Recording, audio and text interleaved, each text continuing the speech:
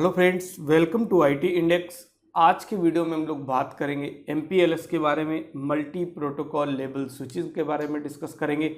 अगर आपने अभी तक इस चैनल को सब्सक्राइब नहीं किया है तो चैनल सब्सक्राइब कर लें, क्योंकि बहुत सारा कंटेंट इस चैनल पे आपको मिल जाएगा। इस तरीके से देखिए, CCNA, CCNP, switching CCNP and RSCA, RSC, इस तरीके के बहुत सारे वीडियोज़ आपको चैनल पे मिलेंगे। ओके, तो हम लोग अब जो MPLS का फर्स्ट वीडियो है वो स्टार्ट करते हैं। राइट, देखिए अब हम लोग बात करते हैं MPLS की। MPLS का मतलब है multi protocol label switching. MPLS को स्टार्ट करने से पहले हमें कुछ बेसिक पॉइंट्स के बारे में डिस्कस करना पड़ेगा। बेसिक पॉइंट का मतलब आपको ये पता होना चाहिए कि जो ट्रेडिशनल राउटिंग होती है वो किस तरीके से होती है। राइट, ट्रेडिशनल राउटिंग का मतलब ये होता है कि राउटिंग किस तरीके से परफॉर्म करता है। मतलब राउटर के पास अगर कोई भी एक पैकेट आता है तो उस पैकेट को वो आगे कैसे फॉरवर्ड करता है।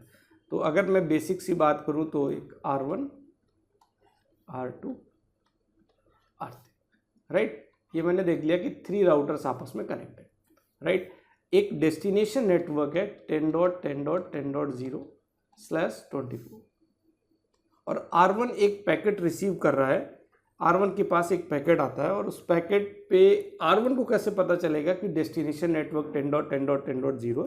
तो फर्स्ट ऑफ ऑल R1 क्या करेगा, इसका जो IP हेडर है उसको ओपन करेगा। मीन्स 20 बाइट का जो IP हेडर है उसको ओपन करेगा और ओपन करने के बाद इसको डेस्टिनेशन नेटवर्क के बारे में पता चल जाएगा कि जो पैकेट आया है वो किस नेटवर्क के लिए आया हुआ है, उसकी इंफॉर्मेशन मिल जाएगी। मीन्स डेस्टिनेशन नेटवर्क की इंफॉर्मेशन मिल जाएगी। राइट, सपोज इसको डेस्टिनेशन नेटवर्क मिल जाता है कि 10.10.10.0/24 डेस्टिनेशन नेटवर्क है। आफ्टर दैट ये R1 क्या करेगा, R1 lookup in its routing table. Right, क्योंकि नेटवर्क की इंफॉर्मेशन R1 ये चेक करेगा कि जो डेस्टिनेशन नेटवर्क है उस तक जाने की उस नेटवर्क की इंफॉर्मेशन हमारी राउटिंग टेबल में प्रेजेंट है या नहीं।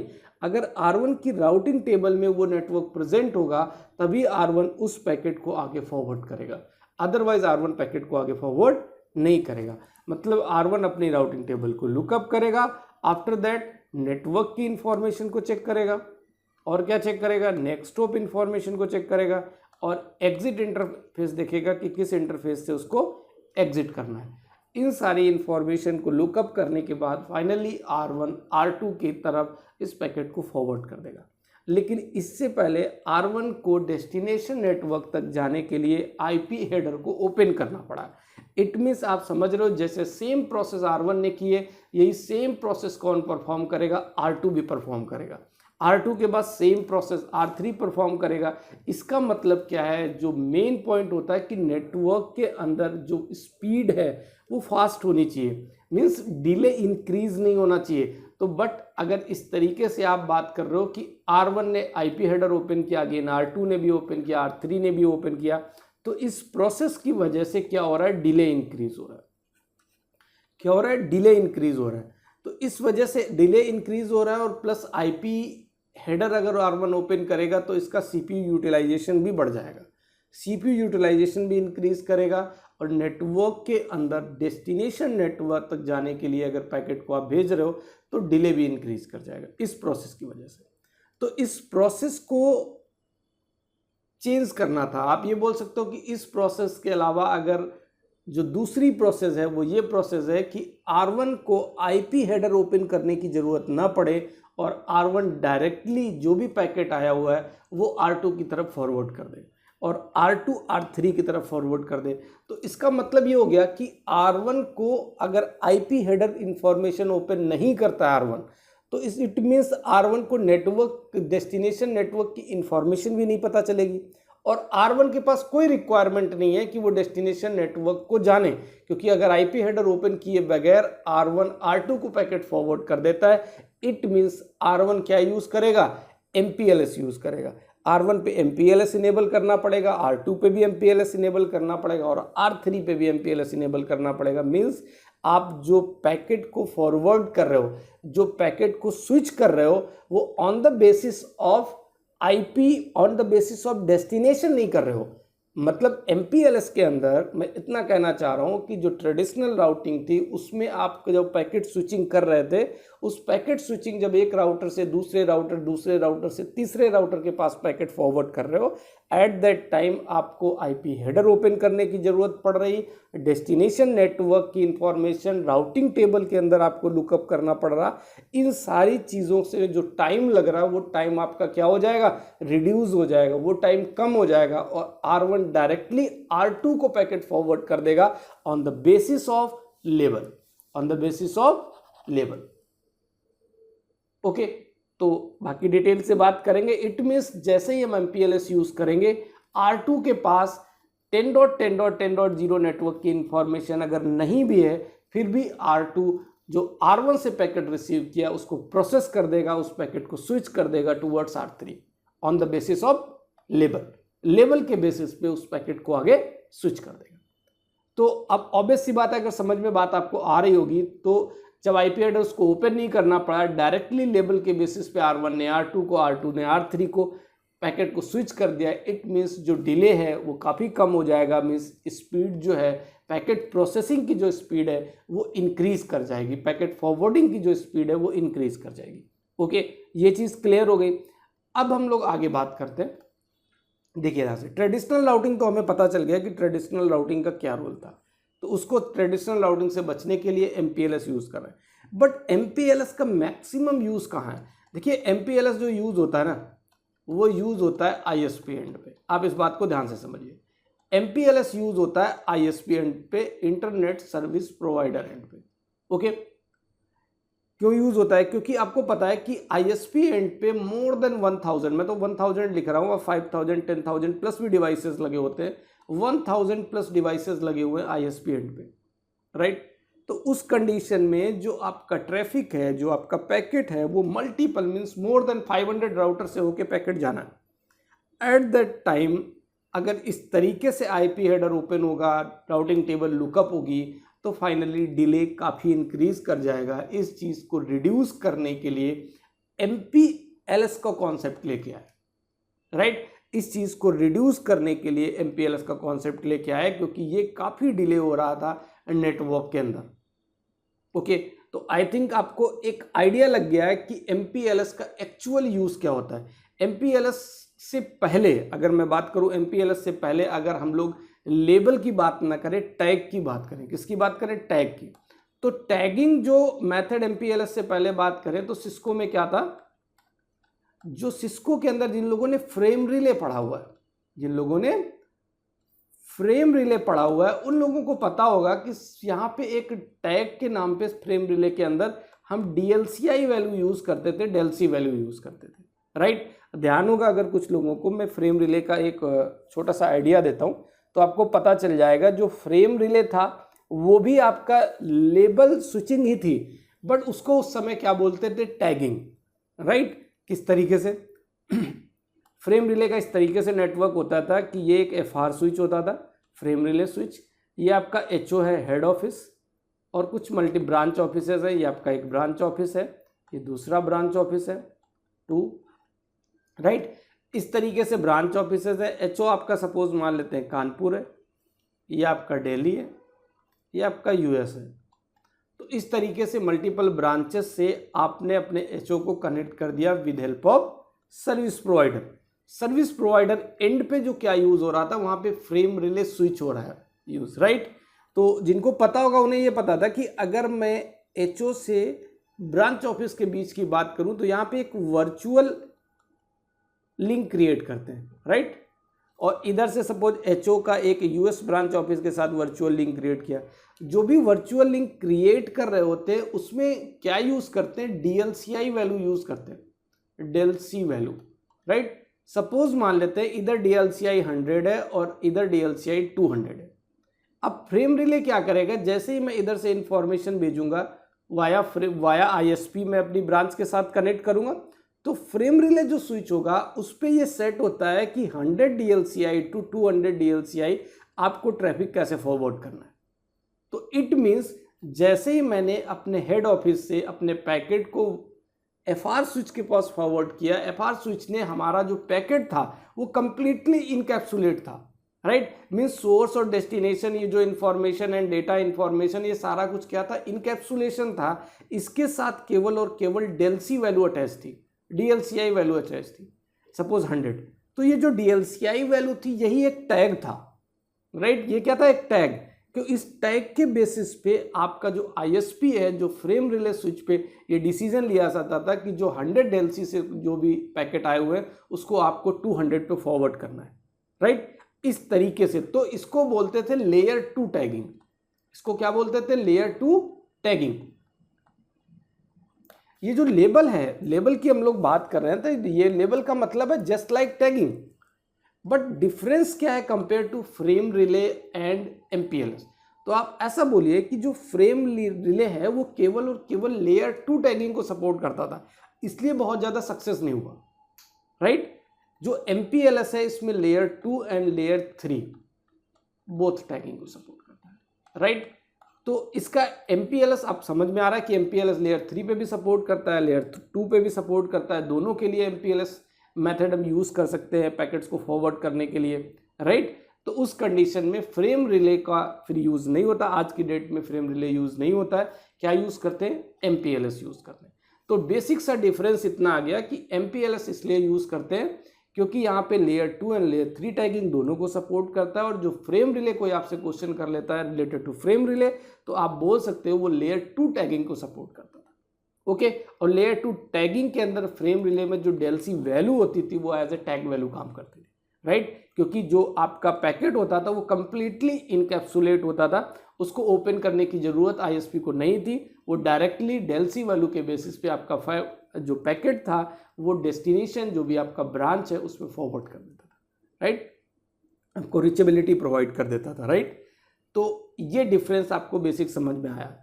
इस डिफरेंस को समझने के बाद, क्योंकि आप MPLS पढ़ रहे हो तो मैं ऐसा मान के चल रहा हूँ कि आपने BGP भी पढ़ा होगा, राइट।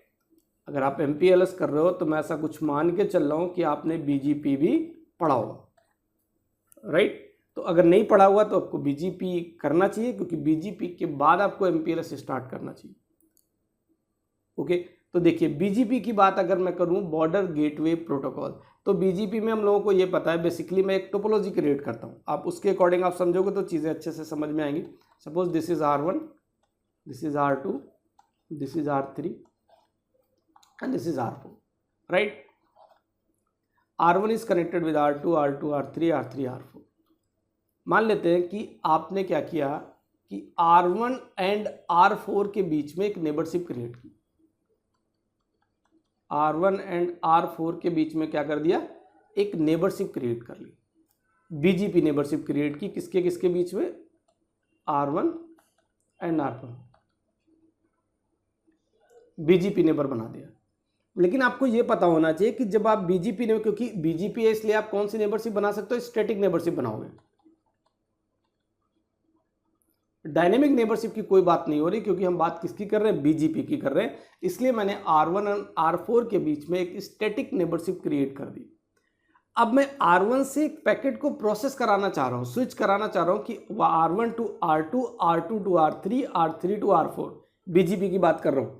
तो उस कंडीशन में क्या होगा कि R2 जो है, सपोज R4 पे एक डेस्टिनेशन नेटवर्क 10.10.10.0 है, 10.0/24, ये नेटवर्क R4 पे है। R1 से आप कोई भी एक पैकेट फॉरवर्ड कर रहे हो टूवर्ड्स 10.10.10.0/24 नेटवर्क के लिए, राइट। तो R1 क्या करेगा, R2 को फॉरवर्ड करेगा, बट R2 की राउटिंग टेबल में 10.10.10.0/24 नेटवर्क की इंफॉर्मेशन प्रेजेंट नहीं। तो R2 के पास जब ये नेटवर्क की इंफॉर्मेशन प्रेजेंट नहीं है तो R2 इस पैकेट को प्रोसेस नहीं करेगा, पैकेट को स्विच नहीं कराएगा टूवर्ड्स R3, पैकेट को ड्रॉप कर देगा। तो उस कंडीशन में हम लोग BGP में क्या करते थे, BGP में हम लोग R1 टू R4, आप एक नेबरशिप, R1 टू R4 क्या बनानी पड़ती थी, पैकेट को फ्लो कराने के लिए, डेटा को ट्रांसफर करने के लिए R1 टू R4 हमें एक टनल क्रिएट करनी पड़ती थी, GRE tunnel, right. Means R2 के पास नेटवर्क की इंफॉर्मेशन होती नहीं थी, R3 के पास नेटवर्क की इंफॉर्मेशन होती नहीं थी, तो उस कंडीशन में R2 R3 पैकेट को फॉरवर्ड नहीं कर पाएंगे।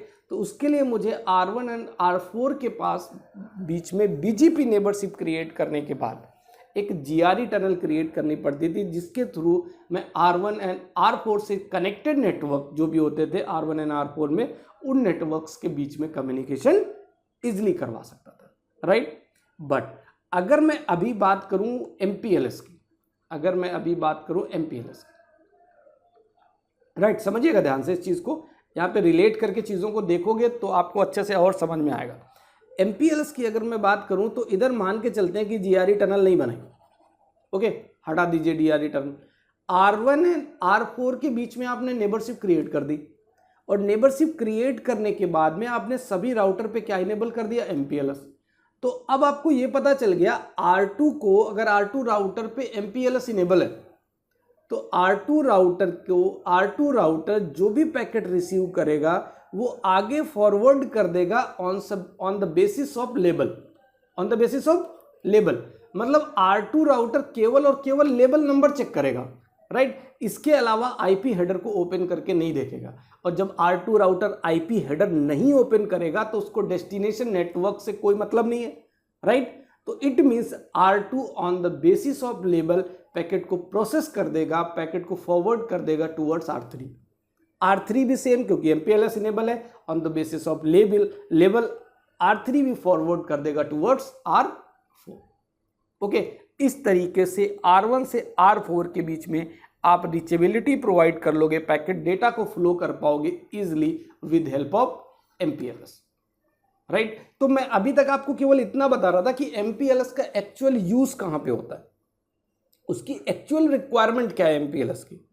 तो ये चीज आपको क्लियर हो गई कि इंटरनेट के केस में बहुत सारे राउटर्स लगे होते हैं, उस केस में आपको IP हेडर ओपन करके राउटिंग टेबल को लुकअप करने की जरूरत पड़ रही, ये सारी चीजें न करनी पड़े, तो उस कंडीशन में राउटर को on the basis of label packet को आगे फॉरवर्ड करना होता है in case of the MPLS। तो MPLS है तो वो लेयर 2 एंड लेयर 3 दोनों को सपोर्ट करता है, इस वजह से MPLS यूज हो रहा है in place of frame railway, ये बोल सकते हैं, ओके। तो अब आगे हम लोग जो बात करने वाले हैं वो ये बात करने वाले हैं कि ये MPLS जो टैग है ना वो जनरेट कैसे करता है, मतलब टैग जो नंबर्स कौन कौन से हो सकते हैं और टैग किसके लिए जनरेट करता है, राइट। उन सारी चीज़ों के बारे में बात कर रहे हैं। वेट अ मिनट, इसको मैं थोड़ा सा इधर करता हूँ। अब हम लोग स्टार्ट करते हैं। MPLS के अंदर जो बात करने वाले हैं वो टैग्स की बात करने वाले हैं कि कौन कौन से टैग्स लगा सकते हो। तो आप इस तरीके से समझो, ध्यान से समझिएगा कि पहली चीज तो ये हो गई कि जो आपका MPLS है लेयर 2 एंड लेयर 3 दोनों को सपोर्ट करता है, राइट। अब आप एक चीज समझिए कि राउटर के पास, ये रहा राउटर, मैं आपको एग्जांपल के थ्रू समझाता हूं तो ज़्यादा अच्छे से समझ में आएगा। ये रहा आपका राउटर के पास एक लेयर 2 से इंफॉर्मेशन आ रही, राइट। तो राउटर क्या करेगा, लेयर 2 से जो इंफॉर्मेशन आ रही है उसके बाद वो उसके पास साथ क्या लगा हुआ है, एक MPLS टैग। आप ऐसे बोल सकते हो कि ये रहा लेयर 2 और ये रहा MPLS टैग, ओके। और उसके बाद ये हो गई लेयर 3 की इंफॉर्मेशन, ठीक। Layer 2 MPLS tag and layer 3 की इंफॉर्मेशन। तो राउटर क्या करेगा, लेयर 3 को ओपन करने की जरूरत ही नहीं पड़ी राउटर को। राउटर ने MPLS टैग के बेसिस पे, MPLS लेबल के बेसिस पे अपना जो भी डेटा पैकेट था उसको आगे वाले राउटर को फॉरवर्ड कर दिया, ओके। तो लेयर 2 एंड लेयर 3 के बीच में आपको MPLS टैग मिल जाएगा, और ये MPLS जो टैग होता है ये 4 बाइट का टैग होगा।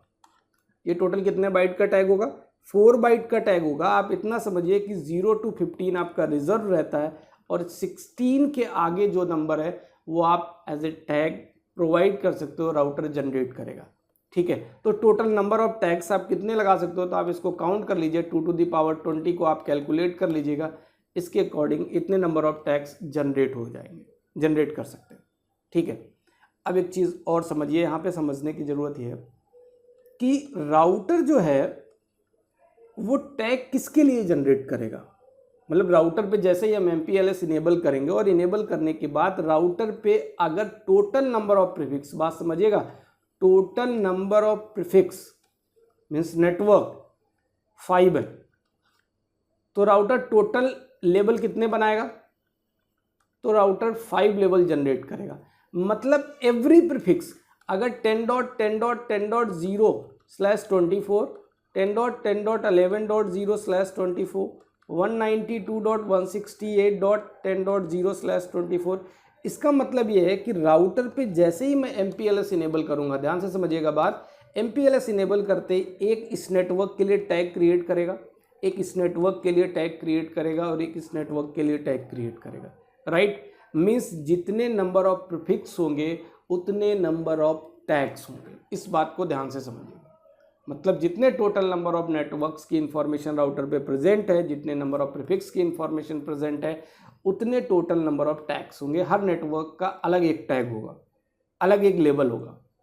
तो लेकिन ध्यान रखिएगा, इन लेबल्स ये सेम लेबल नंबर नहीं हो सकते। मतलब इसका अगर 10 है तो इसका 10 नहीं हो सकता, इसका 20 हो गया, इसका आप 30 कर लो। सभी के लेबल नंबर्स अलग होंगे राउटर पे। एक चीज़ और बहुत ध्यान से समझिएगा, राउटर पे लेबल नंबर्स डिफरेंट प्रीफिक्स के जो लेवल नंबर हैं वो सेम नहीं हो सकते, बट डिफरेंट राउटर पे सेम हो सकते, राइट। मैं जो कह रहा हूं उसको ऐसा कह रहा हूं कि ये रहा राउटर, ये 2 राउटर है, राइट। इस राउटर पे total number of network prefixes ये थे, जिसमें 10.10.0, 11.0 एंड 192.168.10.0 थे। इस राउटर पे MPLS इनेबल करने का मतलब ये हुआ, जैसे ही MPLS इनेबल किया, इस नेटवर्क के लिए 10 लेबल जनरेट हुआ, इसके लिए 20 जनरेट हुआ, इसके लिए 30 जनरेट हुआ, ओके। इस तरीके से जो दूसरा राउटर है, इस राउटर पे आपका 172.16.0.0/16, सेकेंड इज 192.168.100.0/24। ये टू नंबर ऑफ प्रीफिक्सेस, कितने, 2 नंबर ऑफ प्रीफिक्सेस आपके प्रेजेंट है दूसरे राउटर पे R2, ओके। तो R2 राउटर पे भी अगर आप MPLS इनेबल करोगे तो राइट, उस कंडीशन में आपका जो पहला ये नेटवर्क प्रीफिक्स है इसके लिए एक लेबल जनरेट करेगा और दूसरा नेटवर्क प्रीफिक्स है इसके लिए एक लेबल जनरेट करेगा। मतलब आप ध्यान से समझिए, इस सिंगल राउटर पे, एक ही राउटर पे मल्टीपल नेटवर्क प्रीफिक्स के लिए सेम लेवल पॉसिबल नहीं है, बट अदर राउटर का जो भी नेटवर्क प्रीफिक्सेस है उनका लेवल नंबर सेम हो सकता है किसी अदर राउटर पे जनरेटेड लेवल नंबर से, राइट। ये चीज़ आई थिंक आपको क्लियर हो गई। तो जैसे इसका 10 है, इसका भी 10 है, कोई प्रॉब्लम नहीं, बस सेम राउटर पे पॉसिबल नहीं है number of prefix same label for the different number of prefixes, okay. ये क्लियर हो गई बात। तो लेबल के बारे में मैंने आपको बता दिया कि लेबल सेम भी हो सकता है और लेबल सेम किस कंडीशन में नहीं होंगे, वो चीज़ भी हम लोगों ने डिस्कस कर ली। लेबल्स के बारे में हम लोगों ने बात कर ली, ओके। तो अब आगे नेक्स्ट हम लोग बात करते हैं कि किस तरीके से एडवांटेज क्या क्या है। कुछ पॉइंट्स लिख लेते हैं, अगर आपको बुक से नहीं लिखना है तो मैं आपको कुछ पॉइंट्स नोट डाउन करा देता हूं कि क्या क्या एडवांटेज होते हैं MPLS के केस में, ठीक है। MPLS के केस में क्या क्या एडवांटेज होंगे उन चीज़ों के बारे में देख लेते हैं। Why we use MPLS in network, अगर मैं इस पॉइंट को आपको रखना चाहूँ तो आप इतना कह सकते हो, जो चीज़ें हम लोगों ने बात कर ली है कि इम्प्रूव योर पैकेट स्विचिंग। अगर आपसे कुछ पूछता है why we use MPLS in network, तो आप ये आंसर दे सकते हो। First answer is improve your packet switching. आप पैकेट स्विचिंग को इम्प्रूव कर सकते हो, right. You will not required to run BGP on all routers. ये मैं बता चुका हूँ क्या, कि आप you will not required to run BGP, ये इंपॉर्टेंट पॉइंट है, ऑन ऑल राउटर्स। क्यों रिक्वायर्ड नहीं है, इसके बारे में हम लोग डिस्कस कर चुके हैं कि सभी राउटर्स पे BGP रन करने की ज़रूरत नहीं है in case of MPLS। Third thing, ये ओपन स्टैंडर्ड है, राइट, तो पता ही है। लेयर 2 एंड लेयर 3 को भी सपोर्ट करेगा, ये भी बता चुका हूँ मैं। IPv4 एंड IPv6 दोनों को सपोर्ट करेगा। इस तरीके से हम बात कर रहे हैं कि किस तरीके जो MPLS है उसका यूज़ क्या है उसके बारे में बात करें। ओके, अब मैं कुछ टर्म्स के बारे में बात करता हूँ और जो MPLS में यूज़ होते हैं, कुछ टर्मिनोलॉजीज के बारे में बात करता हूँ, वो आप ध्यान से देखिए।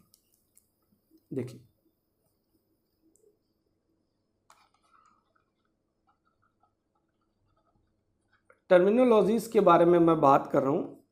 एक होता है आपका LSR और एक हो गया एज LSR। ठीक, LSR हो गया और आपका एज LSR हो गया। ओके, मैं राउटर्स की बात कर रहा हूं। जो आपका LSR राउटर है मीन्स लेबल स्विच राउटर, ठीक है, और दूसरा आपका एज LSR राउटर है। तो दोनों में डिफरेंस क्या है? एक मैं डायग्राम बना रहा हूँ, उस चीज़ को समझिए, उसके अकॉर्डिंग मैं आपको बताता हूँ। एक राउटर हो गया आपका ये, दूसरा ये हो गया। मैंने ये 3 राउटर्स कनेक्ट किए और इस साइड में मैंने एक कस्टमर कनेक्ट कर लिया C1, राइट, और इधर एक कस्टमर कनेक्ट कर दिया C2। ओके, और ये जो नेटवर्क है, इस नेटवर्क को मैंने बोल दिया कि ये नेटवर्क किसका है? ISP का network, internet service provider. Okay, तो इट मीन्स ये जो तीनों राउटर्स हैं R1, R2 एंड R3, ये राउटर्स जो अभी वर्क कर रहे हैं वो किस एंड पे काम कर रहे हैं? इंटरनेट सर्विस प्रोवाइडर एंड पे काम कर रहे हैं। लेकिन इसमें से जो R1 राउटर है वो कस्टमर एंड से भी कनेक्ट है, राइट, एंड R3 राउटर भी कस्टमर एंड से कनेक्ट है। इट मीन्स जो R3 एंड R1 राउटर है इसको हम बोलेंगे एज LSR। R3 क्या हो जाएगा? As LSR। ये भी हो जाएगा आपका एज LSR। और जो आपका R2 राउटर हो गया ये LSR राउटर हो गया, राइट। देखिए LSR और एज LSR में बस इतना सा डिफरेंस है, जिस राउटर के सभी कनेक्टेड इंटरफेस, जिस राउटर के सभी कनेक्टेड इंटरफेस MPLS डोमेन के अंदर होंगे, राइट, उस राउटर को हम लोग क्या बोलेंगे? LSR, right. और जिस राउटर में जो राउटर आपका MPLS डोमेन के साथ कनेक्ट है और नॉन MPLS डोमेन के साथ कनेक्ट है, क्योंकि आपको पता है जो कस्टमर एंड है यहां पे तो MPLS यूज नहीं होगा, राइट, कस्टमर एंड पे तो टैगिंग का कोई मतलब नहीं बनना ना। तो उस कंडीशन में आप समझिए कि जो नॉन MPLS डोमेन के साथ कनेक्ट है राउटर, वो आपका एज LSR हो गया, और जो कंप्लीटली जिसके सभी इंटरफेसेस MPLS डोमेन में प्रेजेंट हैं, that router is known as LSR router, means label switch router. Clear हो गई बात? इसके साथ जो LSR राउटर होता है इसको हम लोग P राउटर भी बोल सकते हैं, प्रोवाइडर राउटर। P का मतलब क्या हो गया? Provider router. और इसको बोलते हैं PE router. PE router means provider edge router. अगर आपको इस तरीके के टर्म्स कहीं दिखते हैं, आप पढ़ते हो तो पढ़ोगे, अगर बुक्स पढ़ दोगे तो सारी चीज़ें आपको समझ में आएंगी कि P राउटर का मतलब हो गया प्रोवाइडर राउटर और PE राउटर का मतलब हो गया प्रोवाइडर एज राउटर। तो आप LSR राउटर का मतलब भी समझ गए, एज LSR का मीनिंग भी समझ गए। एज LSR को आप क्या बोल सकते हो? PE router means provider edge router, या फिर LSR राउटर को आप बोलोगे P router, provider router. Okay, इस तरीके से ये टर्म्स आपके क्लियर हो गए। इन टर्म्स को क्लियर करने के बाद मैं एक नेक्स्ट टर्म पे आना चाह रहा हूँ। वो आपका टर्म ये है कि जैसे ही नेटवर्क के अंदर मैंने बात की थी कि जब ट्रेडिशनल राउटिंग होती है तो वहाँ पे राउटिंग टेबल चेक होती है। आप उसको राउटिंग टेबल कहिए या फिर उसको आप रिब बोलिए, राउटिंग इंफॉर्मेशन बेस्ड, बात एक ही है। मतलब आप ये बोल सकते हो कि राउटर क्या करेगा, अपनी जो रिब सारी जो राउटिंग नेटवर्क की इंफॉर्मेशन को RIB में लुकअप करेगा, राउटिंग इंफॉर्मेशन बेस में लुकअप करेगा या फिर राउटिंग टेबल में लुकअप करेगा, बात एक ही, ठीक है। बट अभी यहाँ पे एक चीज़ आपको, अगर आपने इससे पहले चीज़ें पढ़ी होगी, क्योंकि अभी मैं बात करने जा रहा हूँ FIB की, फॉरवर्डिंग इंफॉर्मेशन बेस के बारे में डिस्कस करूँगा और LFIB के बारे में बात करूँगा। लेवल फॉरवर्डिंग इंफॉर्मेशन बेस के बारे में बात करूँ। ओके, इससे पहले मैं एक छोटा सा आइडिया दे दूं, अगर आपको फिब के बारे में नहीं पता है और रिब के बारे में नहीं पता है तो मैं थोड़ा सा व्यू कर देता हूं आपको। इससे देखिए, CEF अगर आपने पढ़ा होगा, सिस्को एक्सप्रेस फॉरवर्डिंग, तो सिस्को एक्सप्रेस फॉरवर्डिंग का मतलब ये है कि Cisco express forwarding by default device पे इनेबल होगा। पहली चीज़, डिवाइस पे इनेबल होगा इसलिए क्योंकि MPLS की अगर बात करें तो सेफ इनेबल होना मतलब मैंडेटरी है आपका। MPLS की अगर बात करें तो सेफ इनेबल होना मैंडेटरी है। सेफ का मतलब हो गया Cisco express forwarding, right, Cisco express forwarding. अब मैं जो बात कर रहा हूं वो रिब की बात कर रहा हूं और फिब की बात कर रहा हूं, फॉरवर्डिंग इंफॉर्मेशन बेस। देखिए, एक्सप्रेस जो आपका स्विचिंग मेथड है उसके बारे में मैं आपको बहुत डीप में नहीं जाऊंगा, बट सिंपली बात करूंगा कि सेफ का क्या रोल है। तो एक आपका कंट्रोल प्लेन हो गया, अगर आपने सुना हो कंट्रोल प्लेन, और एक हो गया आपका डेटा प्लेन, ठीक है। तो जो सॉफ्टवेयर वाला प्रोग्राम होता है, जो राउटिंग टेबल आपकी क्रिएट होती है वो कहाँ क्रिएट होती है? कंट्रोल प्लेन के अंदर, तो उसको बोलते हैं रिब, राइट। जो राउटिंग टेबल क्रिएट होती है वो कंट्रोल प्लेन में क्रिएट होती है, एंड डेटा प्लेन के अंदर जो इंफॉर्मेशन जो टेबल होती है वो कौन सी होती है?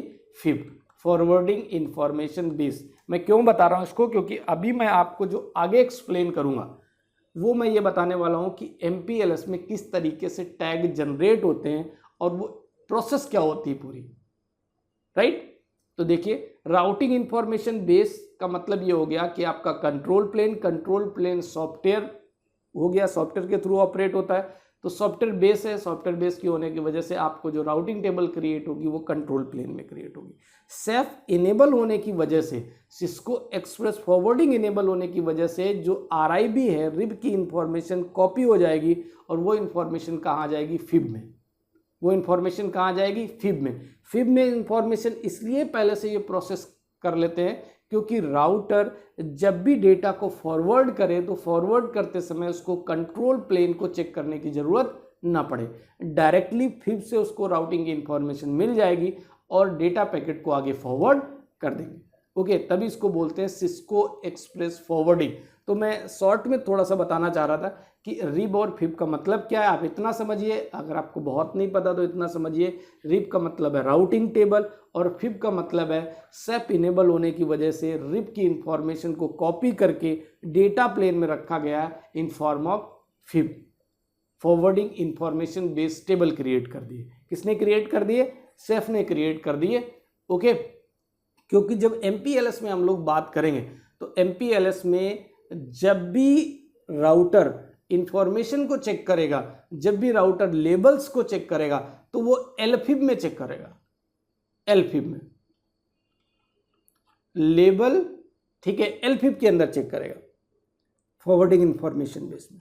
तो LFIB कैसे क्रिएट होगी? जैसे ही राउटर पे आप जाओगे और MPLS इनेबल करोगे, राउटर पे जैसे ही MPLS इनेबल करोगे तो जो फिब की सारी इंफॉर्मेशंस थी वो लेबल के साथ कहाँ कॉपी होके आ जाएंगी? LFIB में आ जाएंगी, राइट। तो LFIB का मतलब आपको समझ में आ गया। तो हमेशा जो MPLS इनेबल्ड राउटर होगा वो जो इंफॉर्मेशन को लुकअप करेगा, वो लुकअप करने के लिए उसको चेक करना पड़ेगा LFIB। ओके, तो रिब, फिब और LFIB का मतलब आपको आई थिंक समझ में आ गया होगा। मैंने एक शॉर्ट में बनाया यहाँ पे। LFIB, ये जो फिब है, फिब के साथ में एक टेबल और बनती है जिसको बोलते हैं एडजेसेंसी टेबल, एडजेसेंसी टेबल। तो फिब में क्या इंफॉर्मेशन होती है? नेटवर्क की इंफॉर्मेशन होती है, नेक्स्ट हॉप की इंफॉर्मेशन होती है, और एडजेसेंसी टेबल में आपके एग्जिट इंटरफेस की इंफॉर्मेशन, राइट।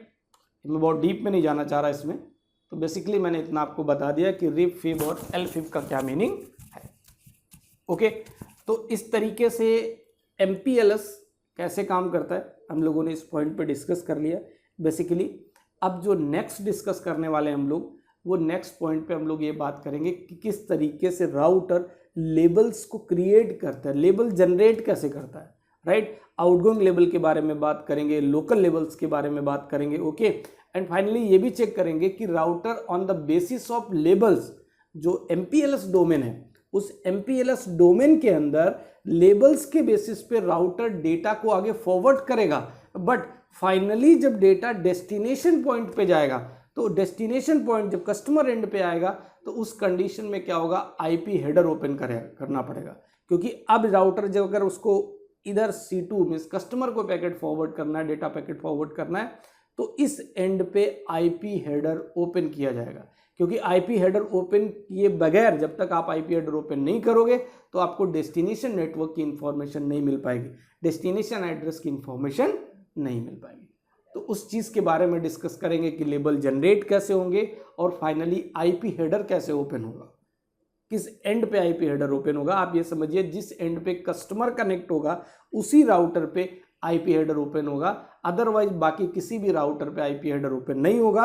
सारे राउटर्स एक दूसरे को on the basis of label through out the network आपका जो भी डेटा पैकेट है उसको फॉरवर्ड करते रहेंगे।